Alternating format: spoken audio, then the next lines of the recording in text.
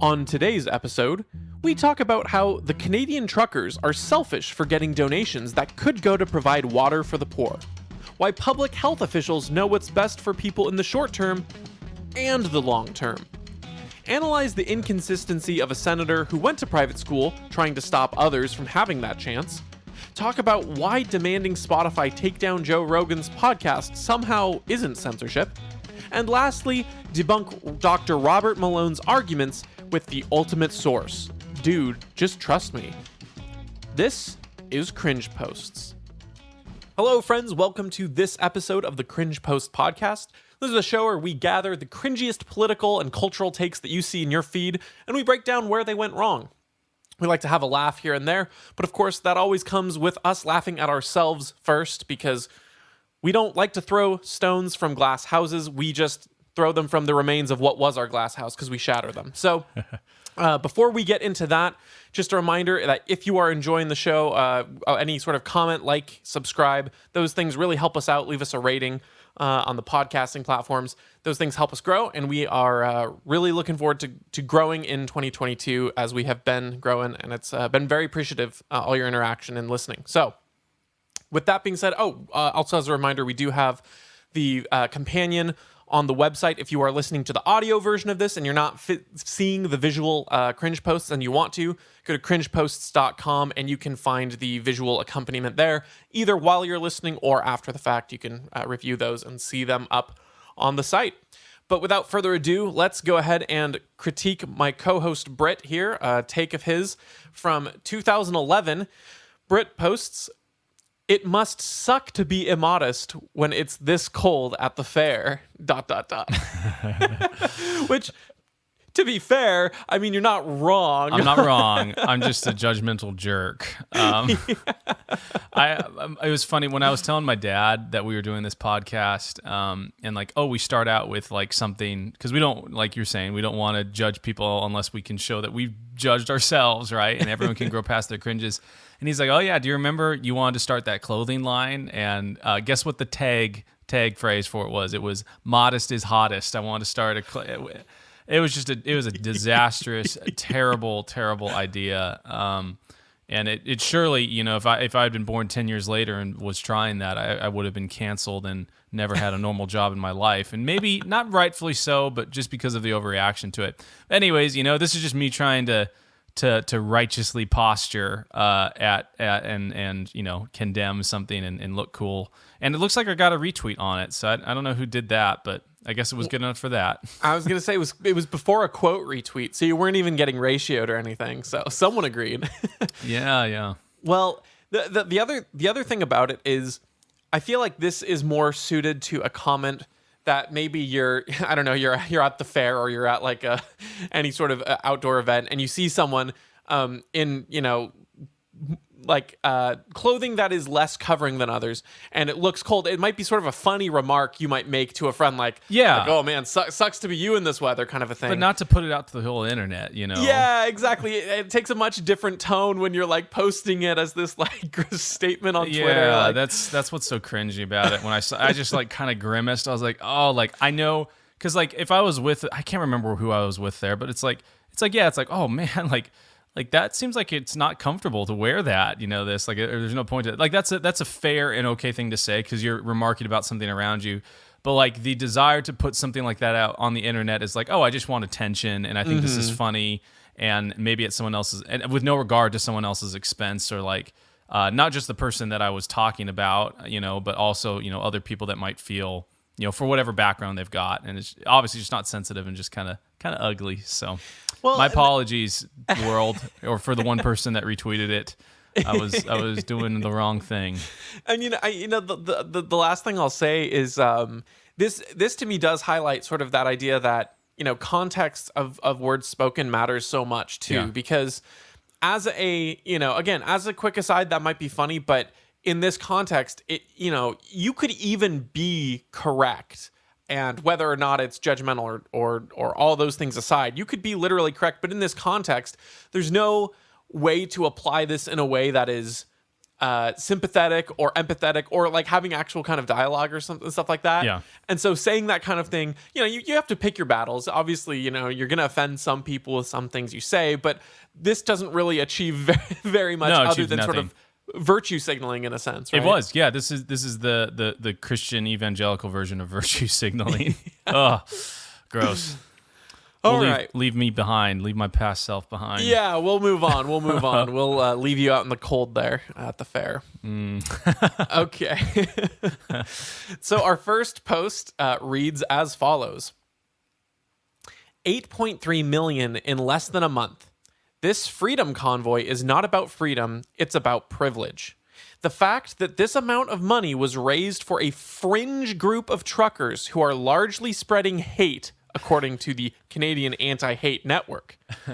One well in costs an average of $8,000. One well will support 2,000 people. This means with all the money that goes to this so-called freedom convoy, you can bring water to 2.075 million people. WWFA estimates that the money for one Starbucks latte will give someone water for 20 years. This isn't even considering the money you could give to the countless indigenous charities that solve real problem. I will not be silent anymore. And just to clarify, it does say indigenous charities that solve real problem. That is a typo in there. They have a couple typos in this one, yeah. Yeah, I like it. It gives it character to me. To me, this is a really funny. This is a funny post because I think the initial thing that I see from it is that it's a classic bait and switch in terms of you start with one subject and then you lead that into a completely different argument. And then, people end up arguing about stuff that's actually kind of irrelevant to the initial point being made. So for instance, it would be like saying, this Canadian trucker protest is immoral because, they shouldn't be blocking the way, they should be working. One of the truckers once cheated on his wife. So do you really think cheating is a moral thing? And then you start debating about whether or not cheating is moral or not, and you completely ignore the initial claim about, the truck. And so it's like, this freedom convoy is not about freedom, it's about privilege.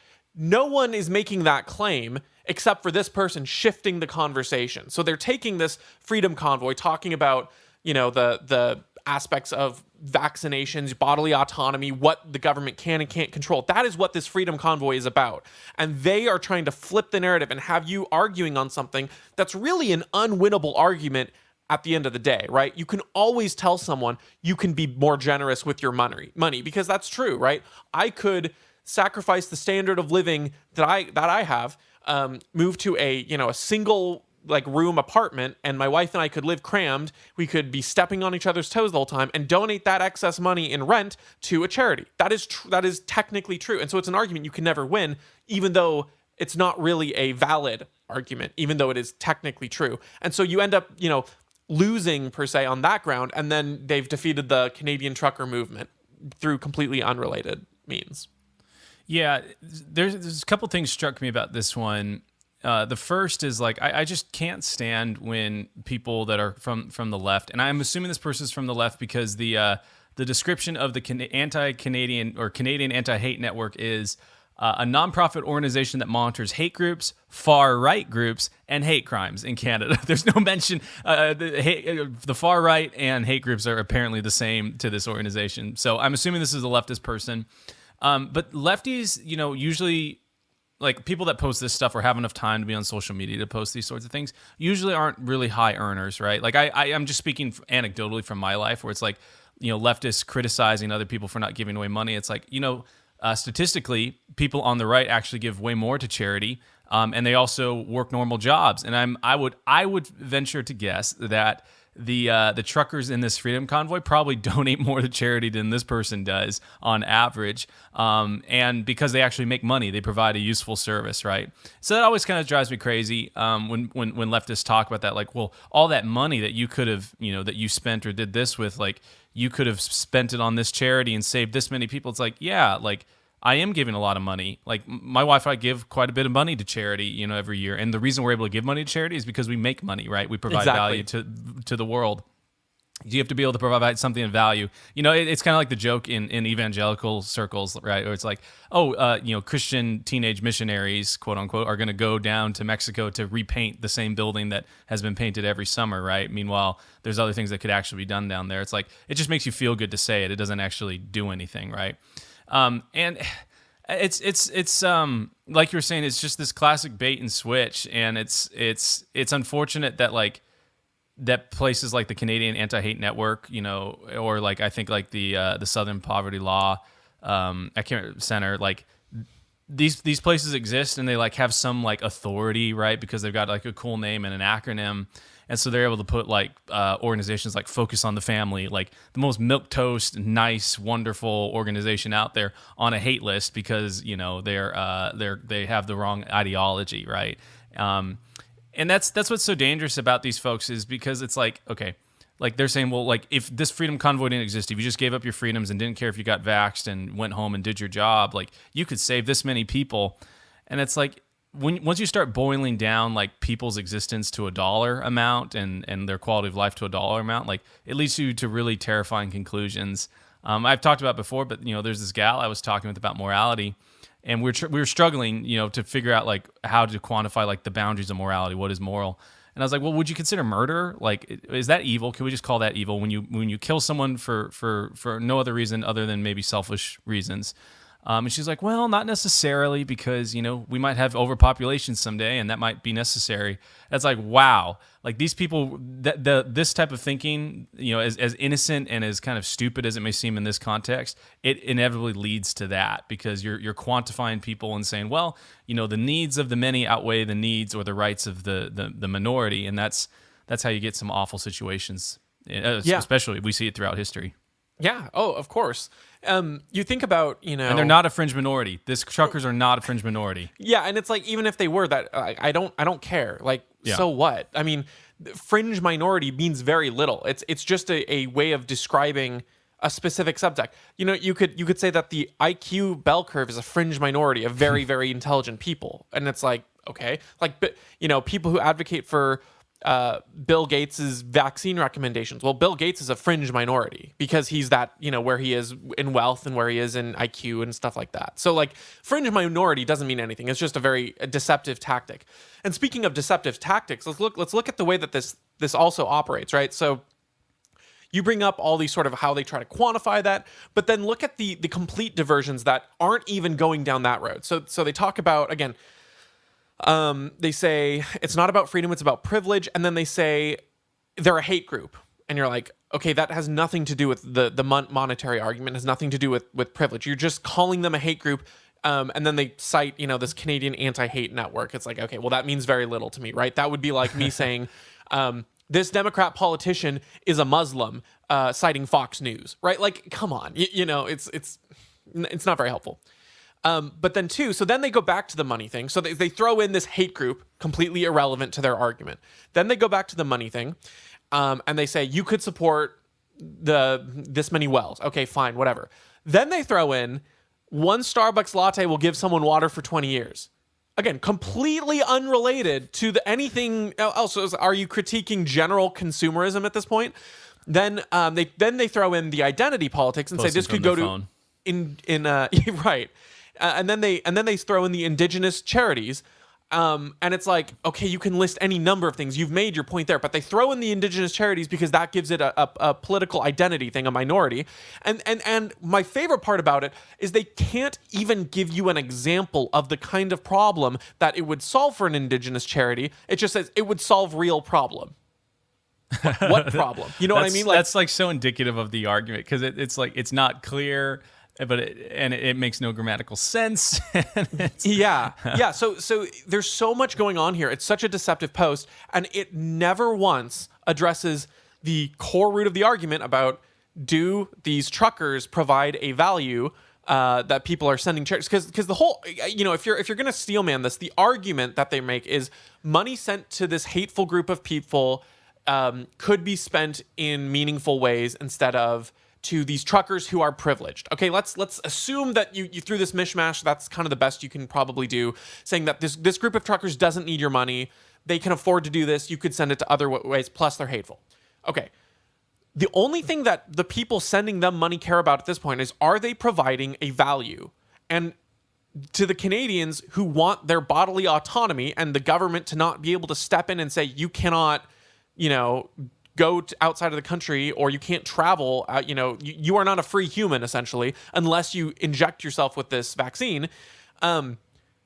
They are providing that unique value. They are standing up for that. So for everyone who cares about that is sending them money, providing a unique value to that.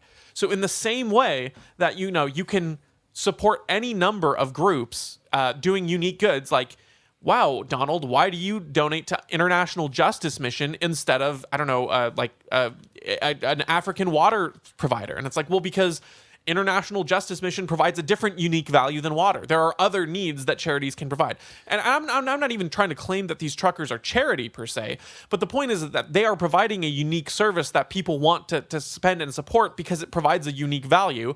And honestly preserves protections for the helpless in Canada, the people who can't fight against the big government. So in terms of your money could be spent elsewhere, it's like, well, it could, but it doesn't give you the same benefit. It's not these people are just saying, what's on my charity list today? They're saying, how do I preserve this particular protection, this particular freedom, this particular liberty? How do I get this value? And it's through these truckers, which they never are. What's nuts about this? Because they're really tricky. You're right. They say, oh, it's a fringe group of truckers. Well, it's like, okay, it's not just the truckers. It's also the people that are supporting them. Like, you can't have it both ways. Like, oh, wow, so much money was raised. From what I understand today, about 10 million has been raised for it. The average donation size is $15, right? So that's almost 1 million people, right? Yeah. A little bit less, 750,000 people that have donated to this cause. That's a lot of people, especially in a small country like Canada, right? That's a lot of people. So it's not just the 50,000 truckers. It's the 750,000 people that are donating to it. Yeah, could be outside of Canada too, but you know what I'm saying. Right. Just highlight that number that you said. Just like emphasize, the average donation is $15. That's crazy because that's GoFundMe's average donation. I don't know what it is for this trucker one, but yeah. Oh, sure. Yeah. But it's like, you realize that there are these, so many people that are donating this amount. And sure, some people can give more, but the sheer number that you have of people giving is just an incredible it's amazing. rate. It's a lot. Yeah. It's like, if you wanted, even if you were you were going about this in an open-minded way, it's like that is something that you should pay attention to, right? Almost 1 million people are saying something, and they're saying it in such a way that they're willing to pay for it. And now let's just consider that the percentage of people that are willing to pay for it versus the percentage of people that actually hold the view maybe is small, right? So there's potentially tens of millions of people that hold the same view and support this. You probably should understand it, right, and be able to make a steel man their position and not just throw out some half-baked nonprofit that exists just to bludgeon far right and right people as hate groups, and then kind of virtue signal about this. Why aren't you giving this money to whatever? It's like you should actually engage with their arguments and know what they're driving for. I was going to say march for, but they're in trucks. I love the name of it, the Honkening. It's just such a cool name, man. Yeah. No, it's a good movement. It provides a unique value to stand up, and I don't know. They don't address any of those arguments. So, okay, moving to our next post. It is we're back on the Honkening here, and this first post, the cringe post, is a reply to this first post. So the first post reads. And this is a reply to Justin Trudeau, who went on sort of an unhinged rant on Twitter. This reply says, "The truckers aren't frustrated with the pandemic. They are absolutely fed up with your government's tyrannical reaction to it, and rightfully so." And then there's a reply that says, "It's called public health. It means we think about all people and what's best for the majority in the short and long term." Really? You think about all people, not just your own, perceptions of what's right? And my goodness, I would point this person to the recently released study from Johns Hopkins University. This very fringe group, right? Johns Hopkins University has done the single most comprehensive study to date. Just came out, I think, yesterday on lockdowns. And I don't even have this. I don't even have this prepared here, but I think I can pull up really close this paragraph. Basically said, you go for it. Yeah, I won't read the whole paragraph, but 2 quotes from this study. One, an analysis of each of these three groups support the conclusion that lockdowns have had little to no effect on COVID-19 mortality. Another quote. While this meta-analysis concludes that lockdowns have had little to no public health effects, they have imposed enormous economic and social costs where they have been adopted. In consequence, lockdown policies are ill-founded and should be rejected. This is a study that came from Johns Hopkins University. This is not the Mises Caucus putting out correct material. This is not Fox News putting out an op-ed. This is Johns Hopkins University study, okay? This is been studied for the past 2 years or year and a half or so or whatever. That's the conclusion they came to. So no, it's not called public health. It's not about you thinking about what's best for the majority for the short and long term. It's about a power grab so that you can control people and tell them what you do and want them to do. And so you can just not have to think, not have to use critical analysis, but say, just trust the experts. That's what it's about. Not your care for everyone. So yeah, so the actual stat for it, what I'm reading is 0.2% death reduction by having a lockdown. So basically statistically irrelevant. This is horrifying for me to read, man, because it's like, okay, so you're saying we locked down the whole country. We drove hundreds of thousands of people into deep depression, onto meds. We, literally tripled in some cities the amount of teen suicide. I think it went from like, I can't remember, but tens of thousands of more people have died from drug overdoses and suicide during the lockdown than they did before it. And what you're telling me is that those lockdowns resulted in us saving 0.2% or reducing 0.2% of deaths. So 0.2% out of 900,000 people, that's like, I don't know what it is. Maybe it's like 2,800 people or whatever. That calculus, right? If this person that is posting this, it's what's best for the majority. Like, let's just say we adhere to that standard. Like, it has not done that. It's done the exact opposite of protecting the majority. It's actually hurt a magnitude of thousands more people than it has actually saved. And I guess that's if you believe Johns Hopkins, right? That fringe, that fringe school, just kind of like the fringe professors and doctors from Harvard and Stanford, that said this, have been saying this for 3 years now. It's just, obviously you and I don't adhere to the thing that, hey, it's like whatever public policy, what's best for majority is what we do. We don't believe in that, right? Like, and I don't think anyone at their core believes in that, because the second you're in the minority, you realize that that's not really a good thing, because, like, let's say 51% of people want to take all of your house and all of your money and take your family and enslave them. It's like, well, that doesn't make it right? Like, that just means that that's what the majority wants. And it's just crazy, man. Like, these people like have this, like, they have this view that, like, well, because the government told me this, like, I'm going to obey and it's going to get better, and they're telling me this is what's best for short and long term. Like, that should tell you enough about this person's ability to like conceptualize like cost benefit analysis, that like, oh, like, you can both have what's best for the short and long term at the same time, It's like this makes me think of the Michael Scott quote when he's like, he's talking about Ryan. He's like, Ryan is book smart, and I am street smart and book smart. Like, you can't. He's everything I am and everything I'm not. yeah. That's exactly it. Yeah, the short and long term. It's like, do you even understand that concept? That, like, you maybe your argument could be in the long term, because, like, right now, obviously the truckers aren't happy in the short term. So maybe just, think about the concept you're trying to say instead of trying to have your cake and eat it too. Yeah, I think by all metrics we can say this is not, I think it's now proven, that it's not been beneficial for the majority or anyone in the short or long term.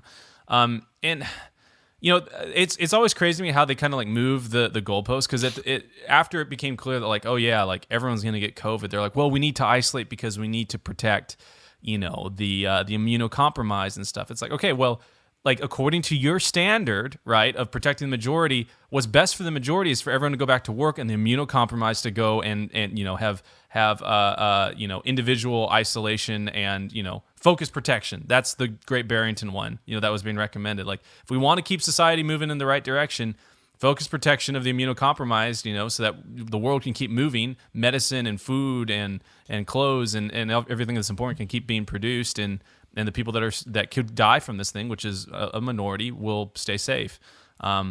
yeah, they only think in terms of power, right? And that's what's so deceiving about these posts, because it's like, okay, well, how do I rejigger my my argument so that it fits what I want to have happen in the world, and that I can crush the people that I want to crush.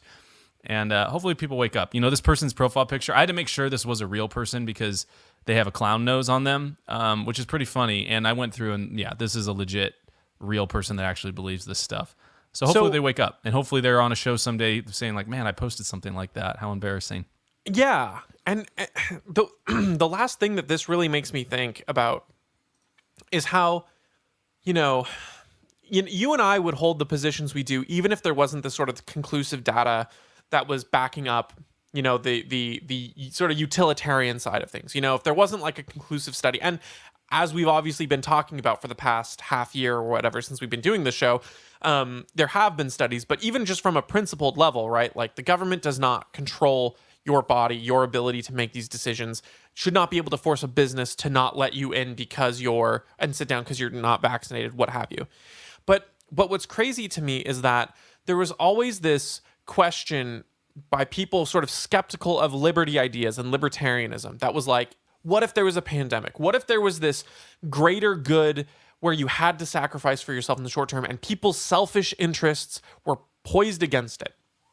I think that this COVID scenario was a perfect example of that exact scenario happening. And what we had was, the government clamping down, sort of the libertarian ideal being completely shut out and stopped. And what did we have? Mass desecration of society, mass desecration of the economy, and no lives saved for it, or at least statistically insignificant ones.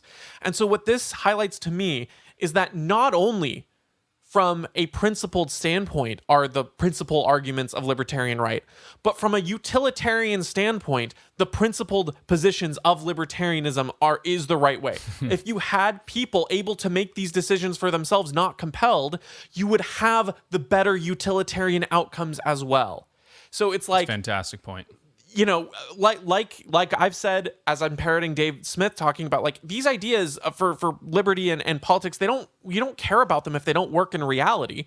And to me, it's like the reality we just lived in showed definitively that this idea that the government has to be in control and can sacrifice your rights for the greater good, that just effectively does not work in the real world. So what does need to work is principles that are sort of this inherent God-given rights, or, I guess if you're not a theist, natural human rights from how you were born, your own self-autonomy. These are the ideas that actually will push forward, rather than this, every time someone talks about a hypothetical in libertarian land, they always have to talk about a hypothetical. They always have to say, what about a one monopoly that completely drowns out the market and leaves no competitors? And it's like, that's only ever happened with government. Every example that you try to give that is free from a government example is a hypothetical. And I think this is the exact same case. But now we have a modern context example of the complete opposite happening, where we didn't have a quick recovery because the government's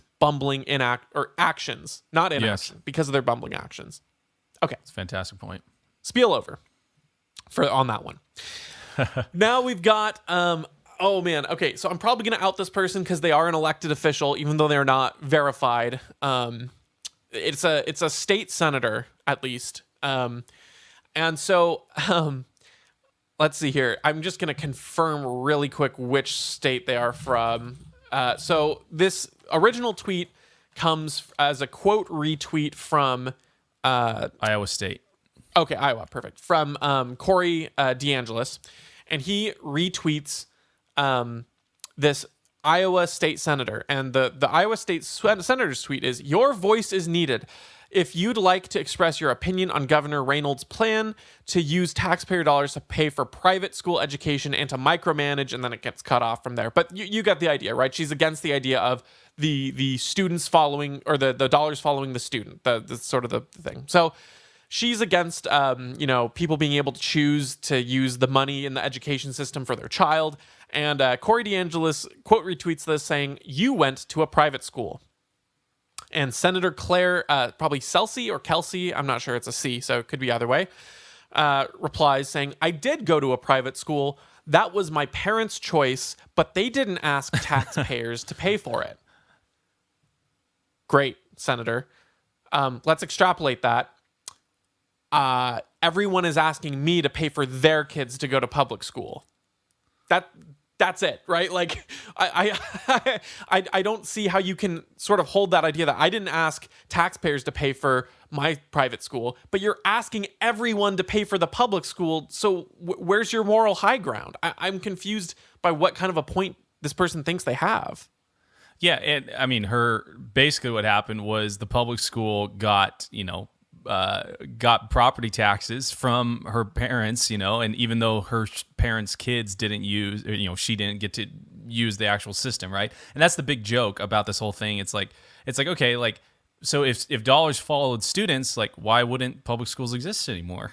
Like that's what that's kind of like the classic go-to with this. It's like, well, because they suck and they're not well run, and okay, now we need to ask ourselves, why are they not well run? Well, when you have a school structure or any sort of institution that does not have the proper incentives in place, you're going to have bad outcomes, right? It's gonna have more expensive services for less and less quality. That's just the rule of how these things go. And oh, by the way, that is very, very, very true of the public school system. Ever since we federalized it, I can't remember. I think it's like 300%. Accounting for inflation, we've increased our spending per student 300%, accounting for inflation. Yet our standards continue to slip year over year. It's like, okay, that says something, right? Like, I get it, correlation is not always equal causation, but that's pretty clear. Something happened, and then things went down, and standards went down while expenses went up. Maybe you ought to do something about that and think about it differently. Yeah, and again, this is a classic example of someone really prioritizing the system, right, instead of the students. Because if this person wanted, taxpayers are paying for it anyways, dude. That's exactly it, right? It's like, if this person wanted the public education system to thrive, they should recognize that students being able to go where they want to, whether that's a private or a public school, like, that's the best way to sort of breed innovation and to breed competition, is where, like, a school that's maybe not serving the needs of the student can close down, and then you can sort of redirect those funds to a system that does work, right? I feel like we've sort of missed the point when we're talking about how schools are going to get funded. And it's like, well, I don't really care about every school getting funded. I care about the students learning and the student being taken care of. And I don't think the public school system's the way to do that. But even if you do, like, your priority shouldn't be, make sure these schools are funded. It should make sure that the school is able to help the child in whatever way that is. And if you think that's through funding, great, then make that argument. But this person's just arguing that, oh, well, it was my parents' choice to send me to private school and they didn't ask other people to pay for it. That's not an argument about why the public school system is good, why it should necessarily be harmed by the taking away of these dollars, and why that is a unique bad, all these kinds of things. It doesn't explain anything, because, again, the dollars that this bill would be taking are already in the education system at large. So unless you're arguing that public schools cost more than the public school system does through taxation, then I don't get your point. And I think it'd be very hard to argue that public schools through tax levies and things like that run anywhere near what a private school runs. Because the reason why private schools are expensive is the very fact that you're already paying through property taxes for a school system. You have to pay on top of that as a parent if you send a kid to a private school. Yeah, we had a really cool program out here in Washington because I was homeschooled, where like the school district, if you signed up with them, and basically you added head count, so they got more money or whatever, they would give you a significant portion. I think it was like 70 or 80% of those dollars to the parent who was homeschooling their children to do, and it had to be used on educational stuff like books and curriculum and like field trips and stuff. And it was amazing. I was like, wow, this is what a great thing. And they did away with that program. I can't remember how many years ago, but it was after I had graduated. And it was a big bummer, right? Because I got a fantastic education, and we've talked about it a bit here, but like, in high school and actually in middle school, there are these professors that had kids, my age. There were college and some university level professors that taught English and biology and different types of sciences.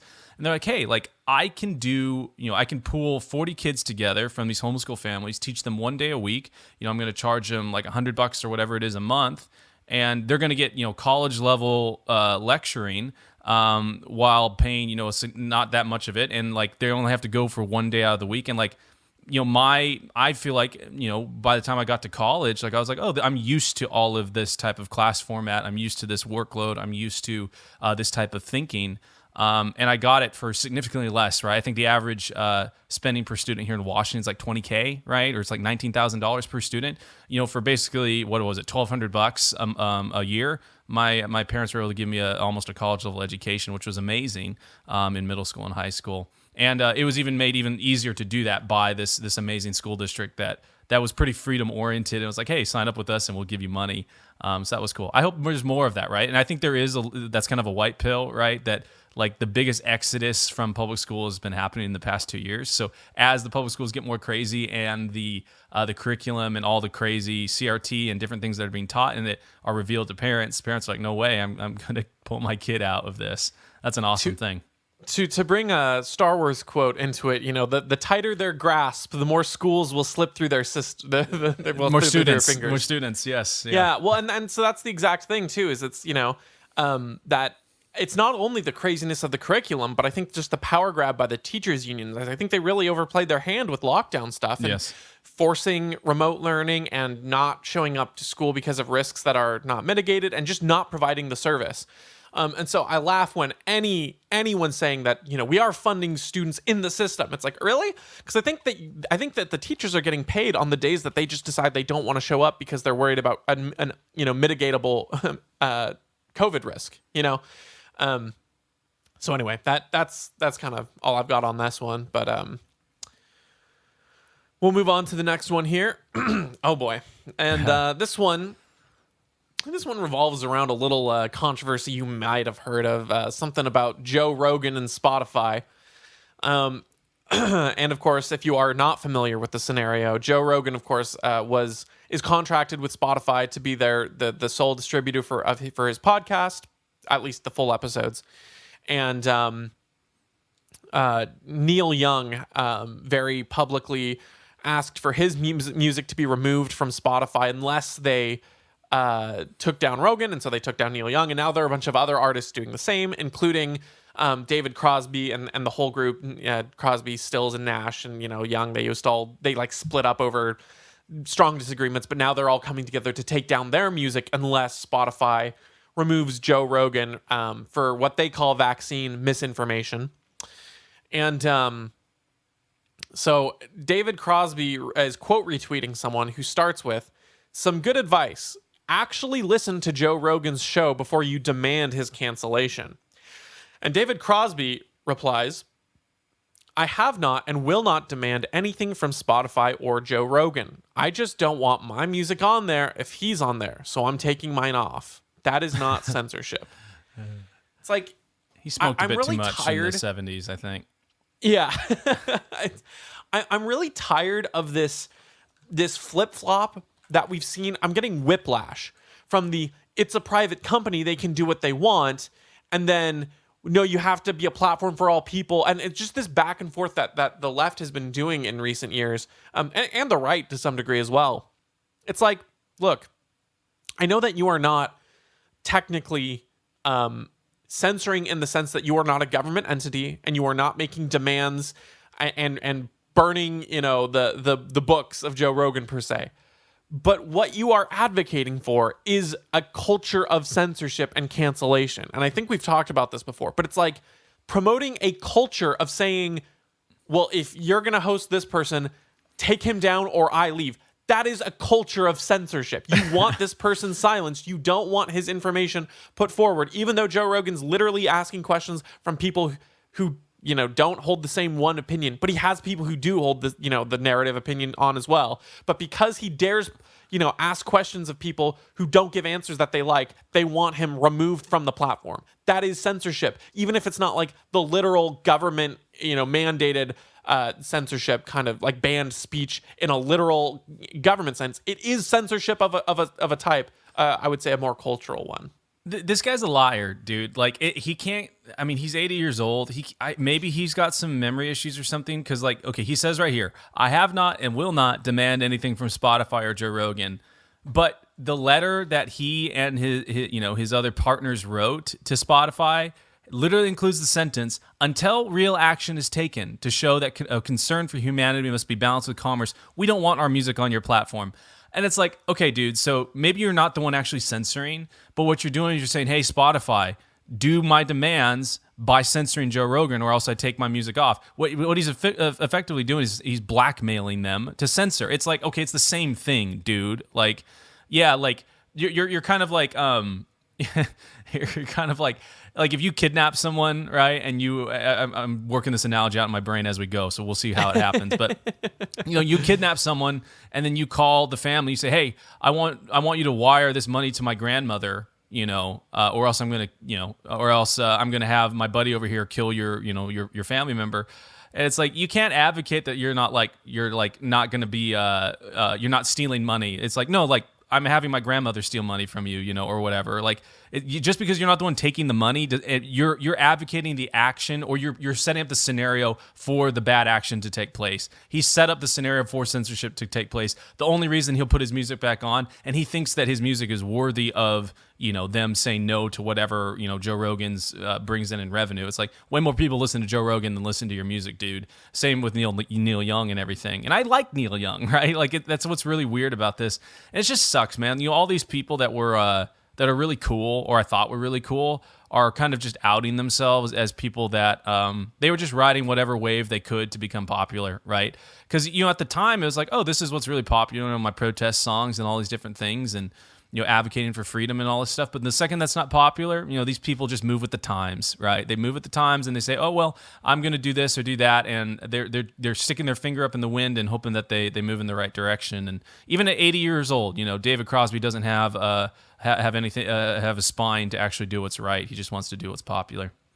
Yeah, he's never listened to it. It's clear he's never listened to the show, right? Totally. Oh, totally. Yeah. Well, I think most people who've made the demands of Joe Rogan haven't listened to his actual episode, right? I'm just personally lucky that my wedding was earlier this year or last year, so that I could play a Neil Young song in the rotation without having to work, because we used Spotify as our platform of choice there. But yeah, it's funny because there's also a balance in it, because on the one hand I can understand the idea that, like, if a company makes a decision I disagree with, I generally don't want to give them my business if it crosses a threshold for me. It generally has to cross a pretty high threshold if it's an unrelated activity. So, like, let's say a corporation starts engaging in or promoting a practice that I find unethical. It's like, I really have to pick my poison, because there's so many companies that are full of people that are going to do things that I don't agree with. Most major corporations do things that I don't support, but I also live in a real world, right? Where it's like, does it really matter if I'm giving my money to this cereal brand versus that cereal brand just because this one's supporting it openly and this one's not? You have to pick your battles. And so it's like, when they're talking about, we're removing our music from Spotify and it's not censorship, I just don't want to associate. It's almost like so much of that is posture, and so much of that is like, if they didn't write that letter where they're like, until you take action, we're gone. It would be more like, hey, this kind of crosses our personal values, and we're going to do business elsewhere. Even that posture, I'd be a little bit more sympathetic with. But as you're saying, it's such a popularity play right now that they're like, again, they're doing it like they're standing up for virtue, and they're making this demand that it's either him or us, and it's this major thing. And it's like, okay, when you posture it that way, it really is adding to the culture of censorship, not the culture of sort of like, hey, if you can make your own decision. Like, to me, it's like they can't demand Spotify take him down. They can say, your action of platforming him has caused us to, want to move on. That to me, even there, it's a nuanced difference, but I think it's an important one, because otherwise you are demanding censorship of someone else to meet your good. It's not like hey, you've made a decision, it doesn't make me feel right. I'd rather not associate. So we're parting ways. Yeah. That's very different. And that's almost the problem with this, right? Like I almost have more respect for the people that will like get angry at someone that just refuses to say, refuses to say that a man can be a woman or a woman can be a man or anything like that. And they're like, we're going to cancel, our business to this person or this organization because this person said it. Because at least they're specific, right? Like, It's like, okay, they're specific. David Crosby and Neil Young, they and we'll get to our next one kind of has a little bit of this, but it's like they don't actually know what they're canceling, right? They're just, it's misinformation and it's deadly. Well, be specific, right? That's kind of important if you're going to advocate that, someone be jettisoned from the public discourse. You probably should be specific about what they're saying. That's so dangerous because I could get it, like, right? Like if I knew that some company or some service that I really enjoyed was doing something awful, right? Like I would be like, okay, specifically, I do not like this. Like Netflix, right? Like we canceled our Netflix subscription when that Cuties movie came out. But here's the thing: I watched the first 10 minutes of it because I was like, hey, everyone's saying this thing is bad, but I actually want to know if I'm going to stop doing business with the company. I want to actually know for myself whether this was actually bad or not. I could not make it past 10 minutes because it was so awful. And because I knew, like, okay, I've watched it. I know this is bad content. It literally is showing children in an inappropriate light. Like, I'm canceling my business with Netflix. And, that's everyone's choice, but at least be informed, right? That's kind of the problem with these folks. They're not informed consumers. And so here they are, because and that's how we know that it's about popularity and not about substance because they don't actually know what they're talking about because they're not being specific. The only thing I'll say to Cuties is it's a shame we didn't have this show when that was out because there were so many bad posts there. But you don't understand, Britt. You have to sexualize children to show that it's wrong to sexualize children. That's the whole point, you idiot, you dummy. They're saying it's bad, and so they have to do it to say that it's bad. You're just so small-brained. You don't get art, Britt. I mean, that's the literal defense I was hearing for it. It's like, yes, I know. I saw those. I saw those. What? Yeah. Okay. Moving on, with this one is related to the last one, as Britt alluded to earlier. So this first post reads, I don't understand any of the criticisms about Joe Rogan. They all seem to be of a very general nature. I've been listening to the Joe Rogan interview with Dr. Robert Malone so far, 45 minutes. It's been absolutely brilliant, providing fact-based information with no agenda. And then there's a, I don't know if this is in reply to it or not, but it was at least retweeted by David Crosby. And this tweet reads, I have personally spent hours looking into Dr. Malone's claims because my parents unfortunately listen to him, and they are highly suspect, to say the least. On the surface, they look like good arguments, but they always fall apart under scrutiny. And yes, I believe he has an agenda. Mr. Specific here. Yeah, I was like, where's the argument? What? That's like me saying, okay, Brett, I can understand your arguments about Cuties, but really, I actually have watched the movie, and your concerns are actually ill-founded. It does not do that, and your arguments are bad. And I have an agenda.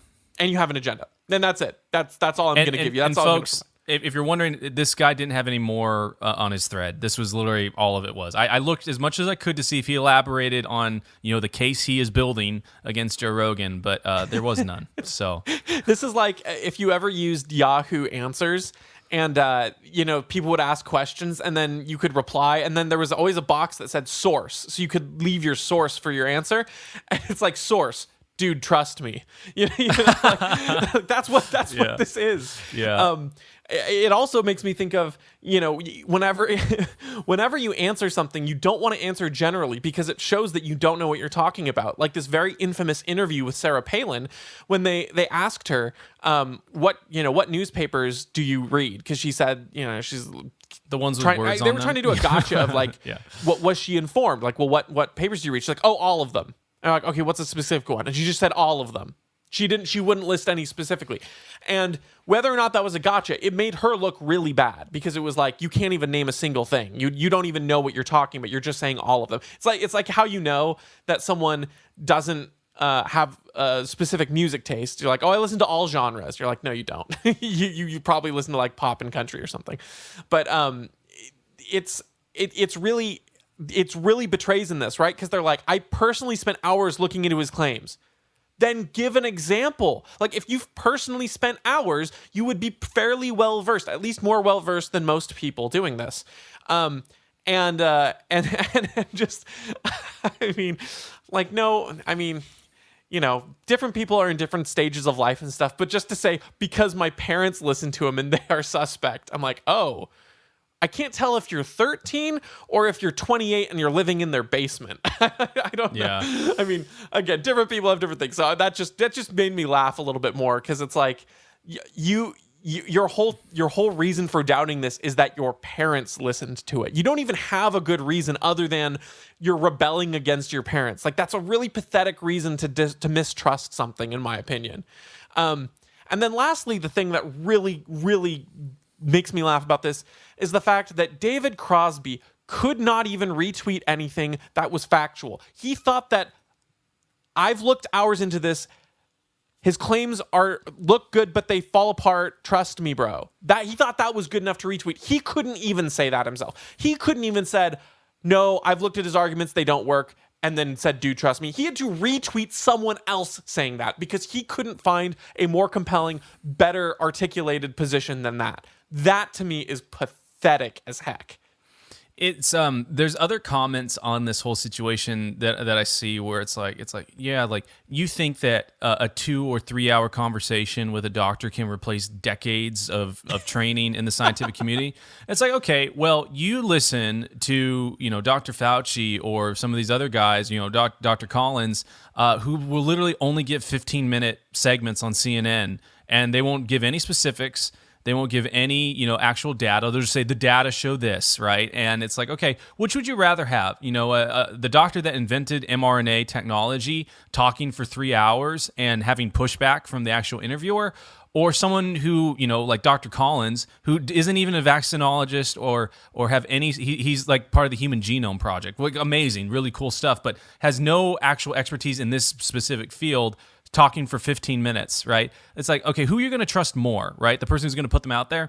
And what I always find funny, you know, like this, and kind of terrifying, you know, the White House has come out kind of pressuring Spotify to censor Joe Rogan. The Surgeon General came out pressuring, saying, hey, we need to stop this disinformation. It's like, hey, dude, like, I bet if you wanted to go on the Joe Rogan podcast, like, you just listen to one episode, you'll realize that you can go on. If you requested, hey, I'm going to go on, and Joe Rogan basically said, hey, people that have the opposite viewpoint, like, I want to include them on this. He just came out with a video that he would let you go on. Oh, and by the way, you know what? I bet Dr. Robert Malone would go on with you. And then you could crush him right then and there for as long as you want, because I think the longest Joe Rogan podcast was like 5 hours. So 5 hours for an expert to crush someone who's not an expert. Why don't you do it?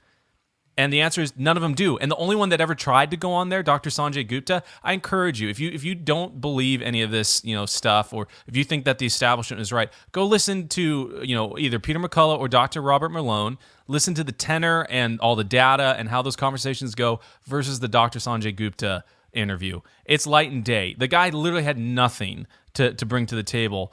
Literally a couple times, you know, just stopped speechless because he was confronted with data, studies that Joe had a better handle on than he did, and he knew nothing about, right? And his only answer for a lot is like, well, I still think you should get vaccinated. It's like, okay, way to parrot that line. Like, if I had like a kid or something like that, could just parrot that if I taught them to do that. I don't want to bring personal things into it, but you know what I'm saying? Like, it's just embarrassing, man. I can't believe that people, and it really does show, like, the thing that they're making fun of, the mass formation psychosis or whatever, is true, right? Because people have been given this one solution, and they're like, well, this is it. And if anyone speaks against this, we must crush them. And it's pretty terrifying. The crazy thing about the Gupta interview that you bring up is it's like he wasn't even on there with one of these other people, like Robert Malone or something like that. He was just there with Joe Rogan. The idiot. Like, crush the idiot. Well, that's the thing. It's like these people who hate on Joe Rogan will simultaneously say he's dangerous because he asks stupid questions and promotes bankrupt theories, and then also say the experts are these incredible people, but somehow, you know, when he came on the Joe Rogan show, Joe Rogan steamrolled him. How does that work if Joe Rogan's this idiot and the experts have all this data and stuff? Because, you know, and to our Joe Rogan cringe from the other day, about that example, they can only ever give hypothetical examples, because when it actually happens, when you actually put like Joe Rogan against in a situation where he's asking questions, he either admits he's wrong, or he keeps pushing until the other person has to admit they're wrong, or they agree he's just to looking for the disagree, as truth. the case may be. Yeah, He's just looking for the truth. exactly. And so they criticize him, say, oh, he's such an idiot, or he asks stupid questions. But then also these experts, are getting, or all this misinformation's coming out from him. But the one time, or I guess there maybe have technically been few people who've been a little bit more pro-vaccine than Joe, at least. But anytime they're on there, he's able to push them back and push back on their claims to the point where they can't answer. And like you said, it's because they don't have an answer. So just imagine how much more devastating it would be if they were on with some of these people that they say are fringe lunatic ideas. These terrible people promoting conspiracy theories. It's like if there's a conspiracy theorist, like I don't care how well researched a conspiracy theorist guy is in some general, if I have a general idea what I'm talking about, not something that I know nothing about. If I have a general idea, even if someone who's far out and has these crack brain ideas on some particular given subject, I would be happy to debate them, because even if they can list out all these specific things, I can push back a narrative and say, well, that doesn't hold up because X, Y, and Z, or like, where are your data claims for X, Y, and Z? Because if they really are out there and they're really these far things, they won't be able to cite data, or they won't be able to cite reliable data, or they won't be able to string together a compelling argument. If they are as far-fetched and crazy as these people claim they are, there's somewhere where an expert, let alone a general, person who's relatively familiar with something and able to, form an argument, could push back on. That's why, you want the clash of ideas, because in general, if an idea is so crazy and stupid, it will reveal itself under scrutiny. But of course, they can't do that when you speak in these general vagaries like, I've looked multiple hours into his claim and they look good, but they fall apart. Okay. Source? Yeah, like, again, dude, trust me, bro. That's the source. That's the citation. Okay. Unless you've got any more, I think we can wrap up this show. All right. Well, thank you so much for listening to this episode of the Cringe Post podcast. Once again, if you enjoyed your time with us, we would appreciate a like, a comment, a subscription, all those great things. And let us know what you found cringe, either other people's takes or what we said. What did we say that made you cringe? Let us know, and we'd love to interact with you in that way. And we will see you on the next one.